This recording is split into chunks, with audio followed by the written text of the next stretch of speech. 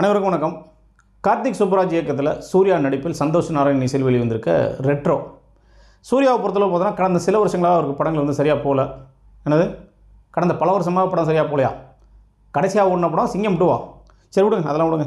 இந்த சோதியம்மா வேறு நம்ம மேலாம் ரொம்ப கோவப்படுறாங்க. ஏதோ அவங்க நல்ல படம் எடுக்கிற மாதிரியும் நம்ம தான் வந்து விமர்சனங்களை தப்பாக சொல்லி எல்லா படத்தையும் ஃப்ளாப் ஆக்கிற மாதிரி நம்ம கூட ரொம்ப வருத்தப்படுறாங்க. கங்குவா மாதிரிலாம் படம் எடுத்து வச்சுட்டு ஆடியன்ஸ் கூட சண்டை கட்டி தெரிஞ்சு என்ன பண்ணுறது? இன்னும் இந்த பக்கம் கார்த்திக் சுப்புராஜ் நல்ல டைரக்டர், நல்லா இருந்தாப்புல. திடீர்னு ஒரு நாள் போராளி மூடுக்கு மாறினாப்புல. அன்னையிலேருந்து எடுத்த படம் பூரா மொக்க. எல்லா படமும் வந்து ரொம்ப ஆவரேஜ். இப்போ லாஸ்ட் இயர் கூட ஜிகர்தண்டா டூப்ளெக்ஸ் வந்துச்சு. கமர்ஷியலாக சக்ஸஸ்ன்னு சொல்லிக்கிறாங்க, 100 கோடி வரைக்கும் கலெக்ட் பண்ணதாக சொல்கிறாங்க. பட் ஒரு படமாக பெரிய சாட்டிஸ்ஃபேக்ஷன் கொடுக்கல. இந்த சூழலில் சூர்யா, கார்த்திக் சுப்புராஜ் இருவரும் இணைந்து கொடுத்துருக்க இந்த ரெட்ரோ திரைப்படம் அவங்களுக்கு வெற்றியா இல்லையா அப்படின்றத பார்க்கலாம்.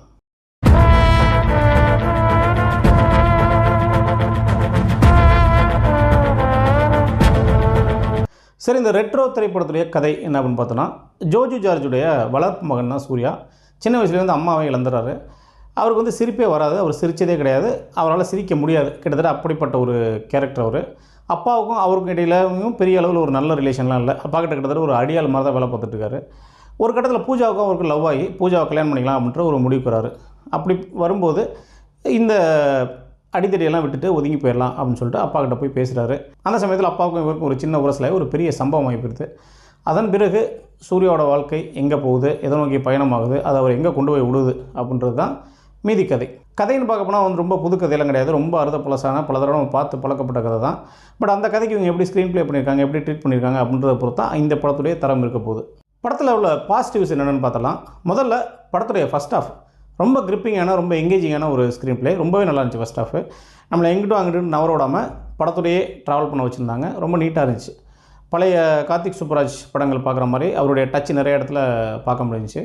அதுவும் சனா, அதுக்கேற்ற மாதிரி சனாவோட பேக்ரவுண்ட் மியூசிக்கும் சூப்பராக இருந்துச்சு. அதனால் ஃபஸ்ட் ஆஃப் வந்து ரொம்பவே நல்லா இருந்துச்சு. அடுத்து ஜோஜு ஜார்ஜ், அவரை பற்றி எல்லாருக்குமே தெரியும். ஜெகமே தந்தத்தில் அவரை கூப்பிட்டு வந்து இங்கே மொக்க பண்ணி விட்டதுக்காக இதில் காமெண்ட் செட் பண்ணியிருக்காங்கன்னு நினைக்கிறேன். அதை விட கொஞ்சம் பெட்டர் ரோல், ரொம்பவே நல்லா பண்ணியிருக்காரு. அடுத்து இந்த டைட்டில் போடும்போது ஒரு அனிமேஷன் ஒன்று காட்டுறாங்க, நல்லா இருந்துச்சு பார்க்குறதுக்கு. அதாவது சின்ன வயசு சூர்யா ஃபைட் பண்ணிட்டு இருப்பார். அவரை ஒரு போஸையும் அப்படியே ஃப்ரீஸ் பண்ணி அப்படியே வந்து பெரிய சூர்யாவோட அனிமேட்டட் இமேஜாக காமிப்பாங்க. ரொம்ப நல்லா இருந்துச்சு பார்க்குறதுக்கு. அடுத்து சூர்யா ஆள் சூப்பராக இருக்கார். சமீபத்தில் வந்து எல்லா படங்களை கம்பேர் பண்ணும்போது இந்த படத்தில் வந்து சூர்யா ரொம்பவே நல்லா இருக்கார். எல்லா கெட்டப்லேயுமே நல்லா இருக்கார். அதுவும் ரொம்ப அதிகப்பட சிங்கத்தனம் பண்ணாமல், ரொம்ப ஓவராக பேசாமல், ரொம்ப கருத்து சொல்லாமல் நீட்டாக நடிச்சிருக்காப்புல. பார்க்கவே ரொம்ப நல்லாயிருக்கு. அடுத்து வந்து சந்தோஷ் நாராயண், கார்த்திக் சுப்புராஜ், சூர்யா இவங்க 2 பேரையும் ஓவர்டேக் பண்ணிட்டு போகிறார் சந்தோஷ் நாராயண். பிஜிஎம் வந்து பிரிச்சிருக்காரு. உண்மையிலே சூப்பராக இருந்துச்சு. பாட்டுமே எல்லா பாட்டுமே சூப்பராக இருந்துச்சு. படத்துக்கு பெரிய ப்ளஸ்னால் அது சந்தோஷ் நாராயணன் தான். அடுத்து படத்துடைய நெகட்டிவ்ஸ் என்னென்னு பார்க்கலாம். முதல்ல வந்து படத்துடைய நீளம் கிட்டத்தட்ட வந்து 2.25 மணி நேரத்தில் ஓடுது. இந்த மாதிரி படங்களுக்கு, அதாவது வந்து படத்தில் பாடல்கள் அதிகம் கிடையாது, ஃபைட்டெலாம் வந்து இந்த கமர்ஷியல் படங்கள் ஃபைட் மாதிரி கிடையாது. அப்படி இருக்கும்போது இந்த மாதிரி படங்களுக்கு வந்து ஒரு 2 மணி நேரத்துலேருந்து 2.25 மணி நேரம் தான் வந்து போதுமான டைம். ஆனால் வந்து படம் 2.25 மணி நேரம் ஓடுது. அதுவும் ஃபஸ்ட் ஹாஃப் பார்த்திங்கன்னா கிட்டத்தட்ட 1.5 மணி நேரத்தில் ஓடுது. அதாவது ஃபஸ்ட் ஹாஃப் முடியும் போது கிட்டத்தட்ட ஒரு முழு படம் பார்த்து முடிச்ச ஒரு ஃபீலை கொடுக்குது. ஒரு மாதிரி அயற்சி ஆயிடுது நம்மளுக்கு. அடுத்து படத்துடைய கதை. ஃபஸ்ட் ஹாஃப் முடிஞ்சு வெளில போகும்போது அவங்க நம்ம காமிக்கிறது வந்து ஒரு கதை. ஆனால் கடைசியில் முடிச்சிருக்கும்போது அது அப்படியே டோட்டலாக வேறு கதை. அந்த கதைக்கான ஃபஸ்ட் ஹாஃப் இது கிடையாது. ஏன்னா இந்த படம் பார்த்து முடிக்கும்போது எது மெயின் கதை அப்படின்றதே நமக்கு கன்ஃபியூஷன் ஆகி போயிடுது. அவங்க கிளைமேக்ஸில் சொல்ல வந்தது தான் அதோட மெயின் கதை அப்படின்னா ஃபஸ்ட் ஹாஃப் வந்து அதுக்கு ஏற்ற மாதிரி மாற்றிருக்கணும். அதை அவங்க மாற்றலை. ஃபஸ்ட் ஹாஃப் வந்து அப்படியே ஒரு கேங்ஸ்டர் ஸ்டோரி மாதிரியே கொண்டு போகிறாங்க. ஆனால் செகண்ட் ஹாஃப் வந்து டோட்டலாக வேறு ட்ராக்கில் போய் கிட்டத்தட்ட அந்த 1001 படத்தோட கிராஸ் ஓவர் மாதிரிலாம் என்னமோ வருது. அது வந்து சுத்தமாக செட் ஆகலை. இவர் ஃபஸ்ட் ஹாஃபில் நிறைய ஹிண்ட்டெல்லாம் வச்சு தான் எடுத்துருக்காங்க. பட் அது சுத்தமாக சிங்க் ஆகலை. நம்ம அந்த ட்விஸ்டெல்லாம் ஏற்றுக்கிற அளவுக்கு நம்ம ரெடி ஆகலை இந்த படத்தில். அடுத்து இன்டர்வலில் வந்து ஒரு வில்லனை அறிமுகப்படுத்துறாங்க. டக்குன்னு பார்த்தோன்னா டே அர்ஜுன் ரெட்டி நீ என்னடா ஐக்கியம் பண்ணுற அப்படின்ற மாதிரி ஆகிப்போச்சு. அப்படியே அர்ஜுன் ரெட்டி மாதிரியே இருக்கான். நான் கூட விஜய் தேவரகொண்டா தான் நடிச்சிருக்கா அப்படின்னு பார்த்தா அவரில் வேறு யாரோ. அவன் வர சீன் எல்லாமே ரொம்ப இரிட்டேட்டிங்காக இருக்குது. சட்டம் வாங்கி கொடுத்தாங்களா நடந்தில்லை அவனுக்கு. ஃபுல் படத்துலையும் பேர்படி விட்டு சுற்றிட்டு இருக்கான். அவர் வந்து ராஜ பரம்பரையை சேர்ந்தவர்.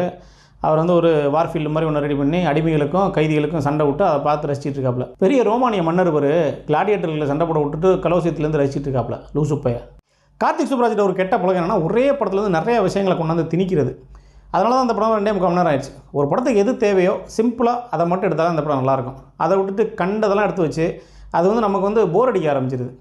நல்லா இருப்பாப்புல, திடீர்னு பைத்தியம் ஆயிடுவாப்புல. அதாவது அவர் இங்கிலீஷில் பார்த்தது, கொரியாவில் பார்த்து எல்லா சீரீஸையும் கொண்டாந்து இங்கே வாந்தி எடுத்து வச்சுருவார். நம்ம ஊருக்கு எது செட் ஆகுமோ அதை மட்டும் தான் எடுக்கணும். நம்ம பார்த்தது, படித்தது, அவன் சொன்னது, இவன் சொன்னது எல்லாத்தையும் கொண்டாந்து கொட்டி வச்சா ஒரு மாதிரி படம் அது எல்லாத்தையும் கெடுத்து விட்ரும். படத்தில் நிறைய நெகட்டிவ்ஸ் இருந்தாலும் செகண்ட் ஹாஃப் வந்து கொஞ்சம் ட்ராகியாக இருந்தாலும் ஓவராலாக பார்த்தீங்கன்னா படம் வந்து ஒரு ஒர்த் வாட்ச் தான். சூர்யாவுக்கு இதுக்கு முன்னாடி வந்த படங்களை கம்பேர் பண்ணும்போது சரி, கார்த்திக் சுப்புராஜ் இதுக்கு முன்னாடி வந்த படங்களை கம்பேர் பண்ணும்போது சரி, 2 பேருக்குமே இது வந்து ஒரு பெட்டரான ஒரு படமாக தான் வெளிவந்திருக்கு. கண்டிப்பாக பார்க்கலாம். நன்றி. சார் நம்ம வீடியோஸ் உங்களுக்கு பிடிச்சா லைக் பண்ணுங்கள், ஷேர் பண்ணுங்கள், சேனலுக்கு சப்ஸ்கிரைப் பண்ணுங்கள்.